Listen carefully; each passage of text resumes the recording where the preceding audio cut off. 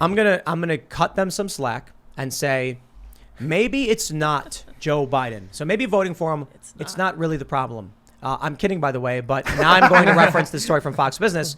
Elon Musk slams Biden. The real president is whoever controls the teleprompter. Musk also warned that the U.S. ignores obvious cause of inflation. It could end up like Venezuela. And he went on to say that someone could bump the teleprompter and then Biden would just read it like Ron Burgundy.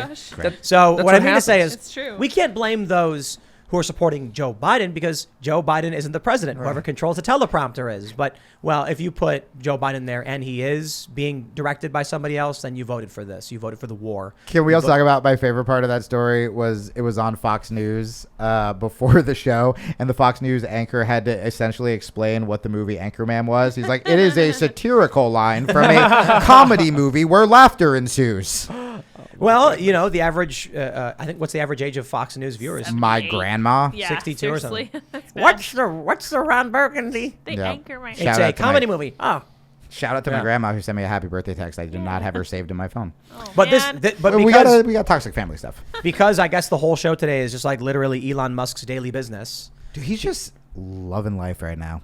Yeah, it's great, isn't it? Just I gotta throw back to this one because while we're doing the show, he responded to Benny Johnson, who tweeted about the guy saying wokeness cost them money, and he made the what is it, like a depressed, sad face? Yeah.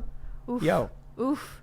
I'm just gonna say this. They hurt his feelings. The guy insulted him for having Asperger's. I think James Pretty O'Keefe may have just saved Elon Musk like $10 billion, I think so. maybe $20 billion. These videos coming out right now, I believe, I'm not a lawyer, but it sounds like it could give Elon Musk an actual legal argument as to negotiating a lower price or even having the contract be broken, no fee. So if Elon breaks the Twitter buyout contract, he's got to pay $1 billion. If Twitter breaks the contract, they got to pay him $1 billion. Oh my God. With these videos coming out, Elon's clearly seen them both.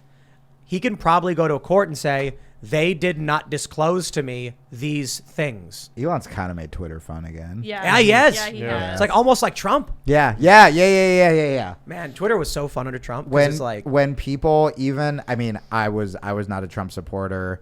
I was still pretty progressive. But if you are really going to look me in the eye and say when the Democratic debate was going on and Trump just tweeted boring and all caps, that wasn't the funniest thing in the world. You're a liar. You are a liar. Well, I mean, Kafifi. Yes. It's got its own Wikipedia entry. and it said, despite the negative press, Kafifi. Yes. And I think they were right, despite the negative press coverage, but then mashed it with their thumb and accidentally sent it. Or like put it in their pocket and it went off. Wonderful. Something happened and we got the word Kafifi. Just delightful. It was great. Who was it? Was it Michael Malice or am I misremembering who said something like, congratulations to all the former Trump reply guys who can be Elon Musk reply guys now? That's very funny. That sounds like a Malice thing, but I don't know. I don't know, man.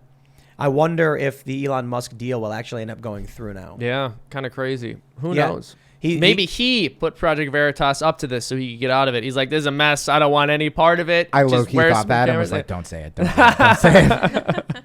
So then in the skit, James takes his mask off and it's Elon the whole time. It's Elon. Yep. No, I think it's fascinating, though. I wonder if clearly this email went out. It looks like Veritas targeted Twitter employees recently. You know, it was the end of April, beginning of May. All this was going down. So it seems like Elon Musk might save billions of dollars thanks to the journalism of Project Veritas. Have you met O'Keefe? Yeah, we've had him on the show several times. Yeah. What's his deal? Like cool dude? Chill dude? Yeah, chill dude. It's fascinating. Loves musicals. Yeah.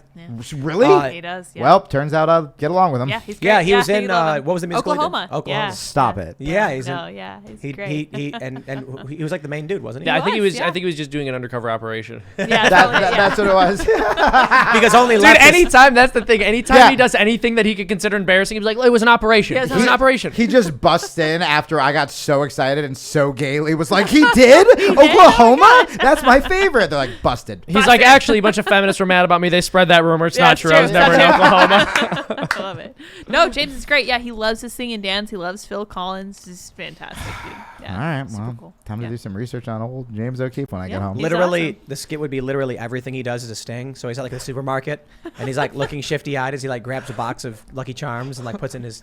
Why Lucky Charms, Why Lucky Charms, What huh? you You say? know You're why. looking at You me. know why. You know why. You all know why. It's unbelievable. It's because you left a box of Lucky Charms in I Yeah, we're there. gonna did get leave. ants. I'm not Yeah. gonna lie. I did leave a box of Lucky Charms. Do Yeah. not be. Like it was a sent by a filthy fan. Irishman. It was Oh, sent wait. by a fan. It was sent by a fan. To Wasteful be fair, So I wasn't opposed to it. Elon Musk is criticizing Joe Biden, and I don't know what else to say other than he's. I want.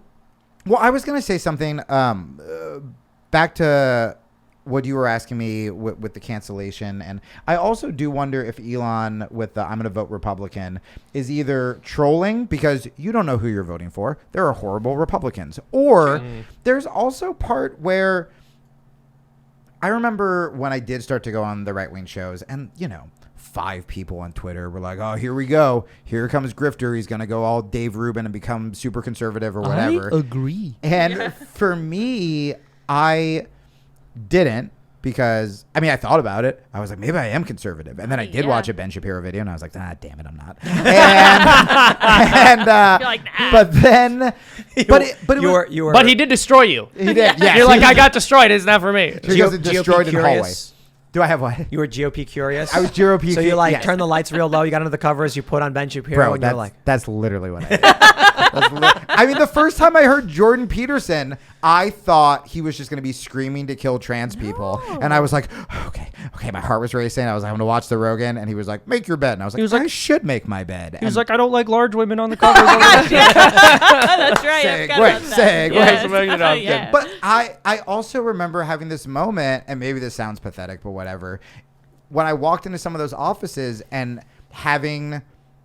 And this was, I had girlfriends, but I hadn't really jumped back into a social circle. I wasn't doing comedy. I was kind of doing jiu-jitsu. But going into these offices and having everyone know me, hug me, not shame me, women, like hosts of the show, put their hands on my shoulder and be like, I'm sorry what happened to you, sweetie. I'm like, sorry what happened to me, but I'm the bad person. I'm the monster. There is something about when a pile-on happens and then the other side is just kind to you, and sometimes with an agenda, but sometimes just because I know a lot of really nice conservatives. I've had conservatives put me up when I was homeless and we agree on nothing, whereas all of my Brooklyn woke friends didn't call to Are see you what I telling did. me that's they basically don't Seamus care here right now, about the homeless? Crazy. Or are you telling me you need a place to stay? Like you're trying to blackmail me here. See how this You're goes. like, They care about the homeless because they have to move them to gentrify look. the black parts Yeah, of town to get exactly. more Starbucks and maca cafes or whatever. true. Occupy Wall Street. Yeah. I was physically threatened numerous occasions. I was physically attacked 3 different times, during marches or at the park. And then I see a bunch of, Trump supporters, people with shields, waving flags. I walk over and they're like, you want to grab a bite and talk? Ugh. And it's just like, look, man, I don't have to agree with the conservatives, but if they're willing to sit down and have a burger and say, well, I disagree, let's have a nice day. Right. And Well- the other side is like, we brought crowbars. Right. Well, better run. I'll take it a step further. When I went on, it's called the Real Ass Podcast. Louis J. Gomez, who from Legion of Skanks, his podcast, again, he has been called a Proud Boy. There was a gay comic on, and the gay comic was like, asked him about his use of the F word, the other F word. And Louis was like, look, I've said it forever. I've never said it towards a gay person. It's just the way I came up with comedy. But I tell young comics, don't say it. I wouldn't say it. And most importantly, and I know Louis very well, and I can vouch for this. He's like, if I ever saw a gay person being called that, I would step in and I would do something about it to the guy who's being homophobic. Whereas any one of my old lefty friends, if they saw a gay person getting beat up, they would run away to the nearest Starbucks to maybe tweet about it. Yeah, they would write a blog post about it for sure. I was in Portland. Proud Boys were marching. They had Yeah. a planned march. Antifa decided to counter march and confront them. The police had to separate the 2 groups. The Proud Boys started marching. The Proud Boys group was, the people of different races were there. I think it was mostly white people probably. And we got to this point where all of a sudden Antifa started yelling racial slurs at the black Proud Boy. Really? Yeah. And there's videos of Antifa yelling racial slurs at police. There's a black cop and they're yelling just racial slurs at him. So they start yelling a racial slur at this black Proud Boy, and so he breaks from the crowd and starts going across the street. Yep. And they're yelling slurs, like I think they're yelling the N-word. I think they're yelling uncle. I don't even want to say it. I don't want to entertain it. But they were yelling like the N-word and other words, the C word, whatever. He goes across the street. Another Proud Boy runs up to him and grabs him and says, "Don't take the bait, dude. Don't listen to them." And then he grabs him and says, "Don't let him make you hate, man. You're my brother. We're here together, man. Oh. We love you. We care about you." And then they put their hands together and it's like, "Let's get to it. Let's stay focused." And they brought him back in. There's a video. There was an ICE protest, and Antifa's outside, and they're just screaming the N-word at these black cops. Yikes. Yo, man. Bad looks. Yeah. Occupy Wall Street segregated people based on race. You're in the caucus voting system where they would be like, okay, everyone got a working group or a caucus. Your working group was the work you did. The caucus was your race or gender or identity or whatever. Yeah. They had the black caucus, the Asian caucus, Latino caucus. So you literally were voting on resources based on your racial group. Well, and I remember even with Ferguson and some of the Black Lives Matter protests, there were also black people stopping a lot of times white BLM marchers from vandalizing or and it should show you that if you are on the right and think everyone who has marched for Black Lives Matter is evil, no, there are really good people who would do the exact same thing. If you think that there are Proud Boys who are all violent, no, there are people who will do the right thing. And again, if those voices were the ones that would be highlighted more instead of the fringes, we would actually probably agree on more than we think. Thanks for checking out this segment from the Timcast IRL podcast. But if you want to check out the full show live, tune in Monday through Friday at 8 p.m. And if you want more special access content, head over to timcast.com and become a member. Your membership helps sustain this company, keep our journalists employed, makes this show happen, and you will get access to exclusive members-only segments of the Timcast IRL podcast, and there's a massive library to check out. So again, go to timcast.com or tune in Monday through Friday at 8 p.m., and we'll see you all there.